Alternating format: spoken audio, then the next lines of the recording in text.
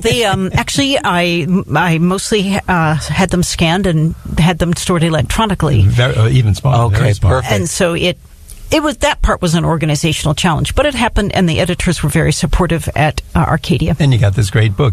Ren, at this point in the show, we're going to take a brief break from my hometown on 90.3, the voice of Nassau Community College. Our guest today is Reine Duell Bethany, the historian for the Incorporated Village of Hempstead. Stay with us for more with Ren in the second half of My Hometown.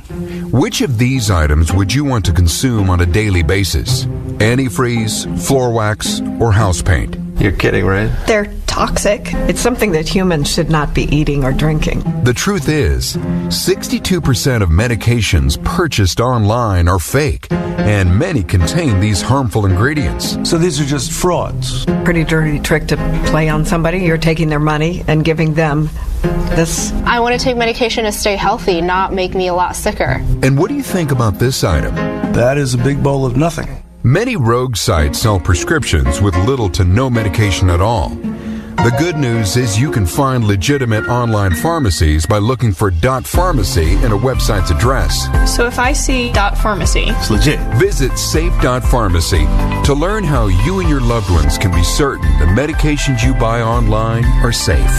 A public service from the National Association of Boards of Pharmacy. My Hometown is made possible by Anton Media Group. For more of your local community news, you may visit AntonMediaGroup.com. If you have a story to share or want information about subscriptions, you may call 516-747-8282. WHPC. And now we return to My Hometown. We're back on My Hometown. I'm your host, Bill Horan, along with Nassau Community College student Zach Turkel. We're here with Reine Duell Bethany, Hempstead Village's historian. Let's take a look at Hempstead then and now. Ren, the Village of Hempstead, when was it founded? And can you tell me, was there anything when you went back into the records that really surprised you? And as most people, we would be surprised with almost everything you're saying. But was there something that stunned you as a historian? I suppose the most surprising thing was that it was not founded initially as a commercial venture. The Dutch went to New Amsterdam because people from Europe had already discovered that overhunted, overfished Europe needed the pelts that were available in the Americas. And so the Dutch West India Company was given a charter to found New Amsterdam, and their purpose was really to set up a commercial enterprise. They also wanted to have territory, and they claimed part of Long Island. Way out east on the island, the English had already claimed Southold and Suffolk. Southampton and Southold. And but the Dutch claimed the western part of it. But they could not convince enough business people to come over from Holland and kind of start from scratch.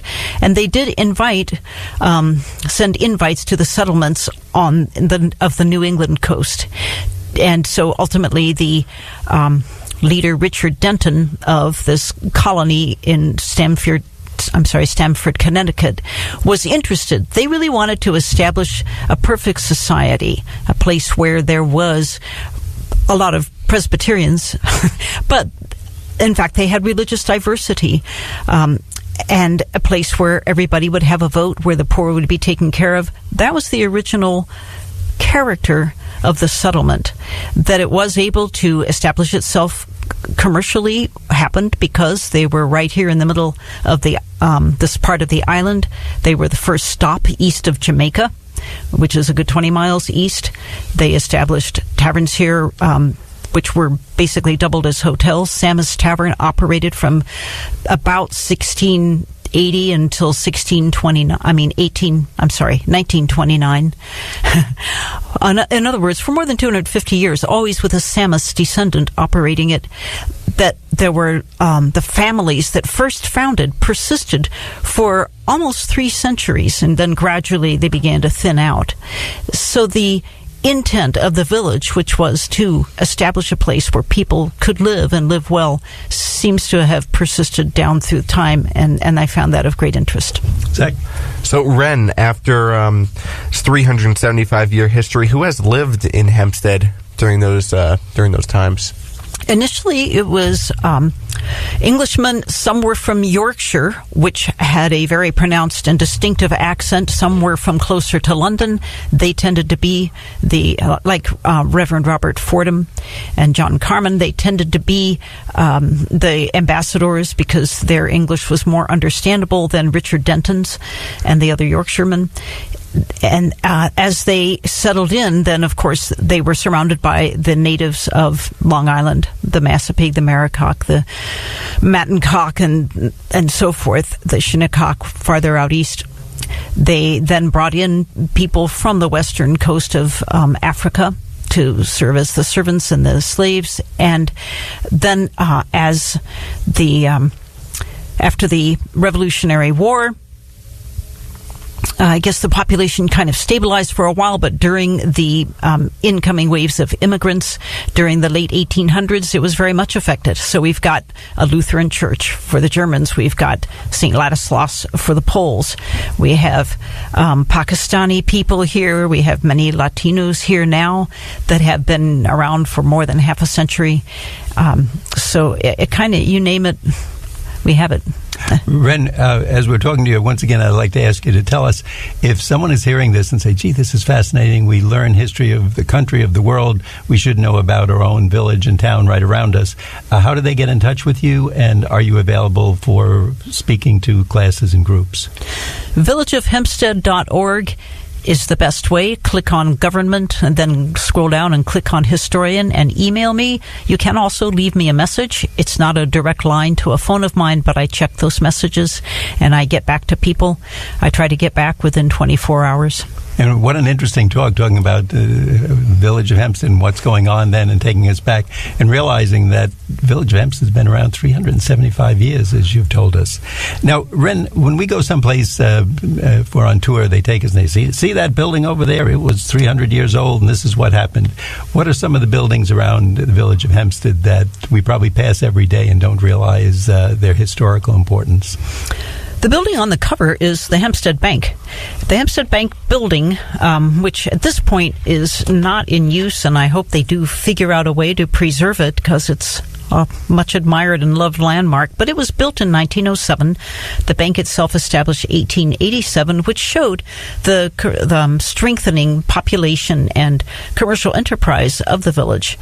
The St. George's Episcopal Church is a landmark down on Front Street across from another landmark, which is the town of Hempstead Town Hall. The Episcopal Church building itself is from 1822, but the church was established in 1704.